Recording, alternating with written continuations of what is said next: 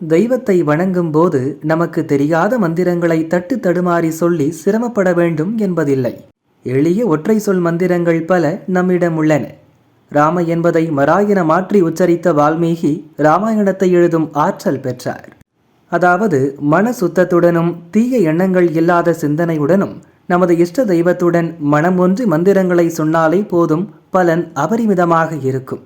இதனை 108 1008 என்று நமது வசதிக்கேற்ப சொல்லலாம்.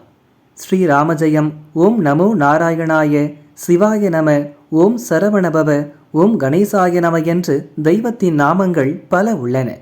இந்த மந்திரங்களை வீட்டில் ஜபம் செய்தால் 1 பங்கு பலனும், ஆற்றங்கரையில் ஜபம் செய்தால் 2 மடங்கு பலனும், யாகம் நடக்கும் இடங்களில் ஜபித்தால் 1000 மடங்கு பலனும், கோவில்களில் ஜபித்தால் 1,00,000 மடங்கு பலனும் கிடைக்கும் என்று சொல்வதுண்டு.